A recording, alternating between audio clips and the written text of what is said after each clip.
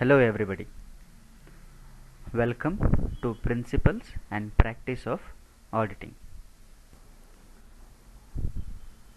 So in this session we are going to discuss about verification and valuation of assets and liabilities which are recorded in the balance sheet, which shows exact financial position of a company. So we need to understand the terms verification and valuation. So verification means the procedures and the steps normally carried out at the end of the year to confirm the ownership, existence of the items appeared in the balance sheet, which means proving the truth or confirmation of items. It is called verification. So for an example, if you have recorded land and building at the value of 50 lakhs, so auditor will come and verify whether building cost is that much or not, and he will come and verify who has the ownership on such land and building. So to test the truth or confirmation, it is called verification. And as you can see, the famous definition of verification: the verification of assets implies an inquiry into the value, ownership and title, existence and possession, and the presence of any charge on the assets. Moving on to next slide, that is valuation. It means, in a very simple term, to set the exact value of an asset on the basis of its utility. So valuation forms an important part of everyday audit, because when you use an asset, if it is utilized, value of such assets will be decreased in the market.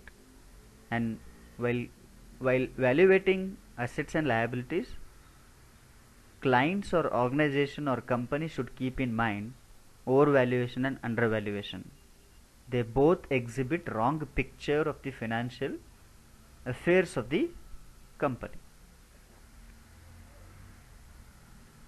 So the assets and liabilities appearing in the balance sheet have been exhibiting their proper value, that is, neither they have been overvalued nor undervalued. So just keep in mind, valuation is nothing but to set the exact value of an asset on the basis of its utility in the real practical exposure. Moving on to next, this is very important. As you can see, I have mentioned very clearly, being applied to every class of asset and liability, and it is called methods of valuation. Number 1, cost price, the price which is paid at the time of acquisition. So they might be included by installation price plus original cost of the asset and insurance and freight charges. Number 1, market value. Market value means how much amount it can fetch in the market when sold. It is called market value. Replacement value, it's a price which a particular asset can be replaced, such as commission, freight charges. So it is included in such value. So it is called replacement value. Book value, which appears in the books of accounts, which means cost less depreciation written off. Going concern value, so it is equivalent to cost less reasonable amount of depreciation written off. So here fluctuation of the price will be taken into consideration. Residual value, which means a value which is being realized in the market and received from the sale of an asset. It is called realizable value or residual value. Market value and residual value, they are two different terms. Sounds very similar, but they are very different. Market value means value which can fetch in the market, that is called market value. Residual value means value which is realized when the asset is sold, so that is called residual value. See, if the market value is 50 lakhs, that fetches 50 lakhs, it is called market value. But residual value, by the bargaining from the buyer, seller, it will fetch at 4 lakh 80, so that is called residual value. And the last one, scrap value, a value which is obtained from the asset if it is sold as scrap. So please keep these methods in mind.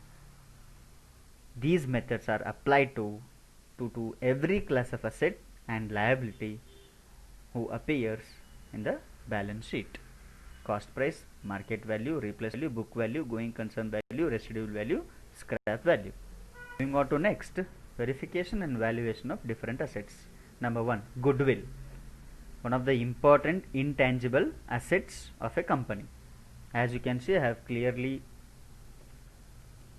highlighted, auditor should verify agreement with the vendor showing the price paid for it, and valuation, it will always be valued at cost less amounts written off. Number 2, patents, again one of the types of intangible assets. Auditor verifies this with the help of certificate which have granted, such as patent rights. And valuation, cost less depreciation. Copyrights, one of the important intangible assets of a company. So here auditor will come and inspect the agreement letter or contract document between the auditor and the publisher. Valuation, it is like passage of time, or else cost less amounts written off. Trademarks, again the important intangible asset of a company, and it is being duly verified by the auditor, endorsed by the office of the registrar of trademarks. And valuation, valuation should be seen that trademarks are properly valued and shown in the balance sheet. Next slide, freehold land and building. So now we are moving on to tangible assets. Verification, so here he is going to verify title deeds of such asset, means in whose ownership land and building has been acquired. Valuation, cost includes the purchase price, broker's commission, registration fees, legal charges, installation charges, etc. And valuation of such land and buildings are always valued at cost less depreciation at a reasonable rate. Actually, the market or the realizable value of the buildings, so it keeps fluctuating, so that's why they take into consideration cost less depreciation. Another tangible asset, leasehold property. So as the name itself suggests, leasehold means here auditor should verify lease agreement between the lessor and the lessee. And valuation, cost less depreciation. Moving on to third tangible asset, plant and machinery. So verification, it's a process of verification by obtaining a schedule of plant and machinery certified by the responsible officer of the concern, like production manager or production head. And valuation, of course, cost less depreciation. Moving on to next slide, stock in trade, one of the important current assets of a company.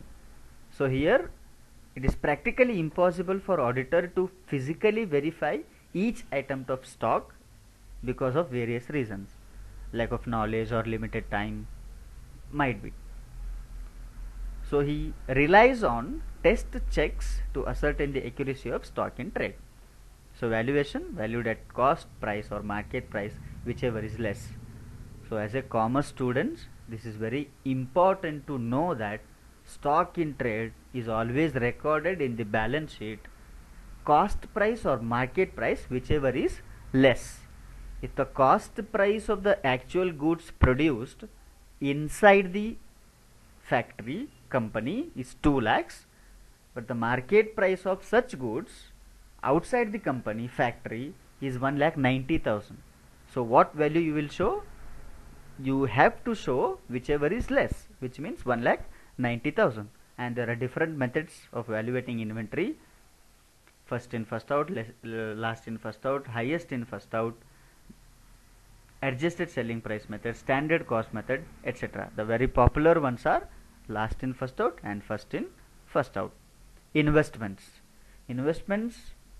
most of the experts prefer investments might be recorded under fixed asset, or they might be recorded under current asset.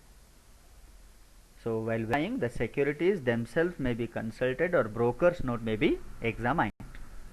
Valuation again applies the same rule, at cost or market price, whichever is less. Moving on to next, the other part of balance sheet, that is verification of liabilities. Number one, capital, very important. So in case of a company, the auditor should also examine the amount of called up, means called up capital, in respect of each class of shares, and he should also verify how many shares of each class are allotted as fully paid, like equity shares, preference shares, deferred shares, bonus shares, or rights issue, etc., because they will be part of capital reserve if such shares are forfeited or cancelled. And number two, debentures are not verified, so should be verified by obtaining a certificate from the debenture holders, because if you look at the debenture certificate, the certificate includes all the information of debenture trust deed, like amount, rate of interest, term, name of the debenture holder, etc. Trade creditors, or they might be also called as accounts payable. So the purchase ledger should be verified by the auditor in the books of original entry, invoices and credit notes, and discount on creditors should also be verified by keeping in mind creditors account. And if any debt is unpaid longer period of time, enquiry should be made by the auditor. Number 4, outstanding liabilities for expenses. This is most important to know and very important from your examination point of view. Auditor should obtain a certificate from the responsible officer of the company, means who is the in charge of looking after outstanding expenses such as salaries payable, legal expenses payable, outstanding rent, outstanding wages. So all these will be considered as outstanding liability expenses. So whenever they have incurred, brought into account, the auditor should verify such items of expenses by constituting them.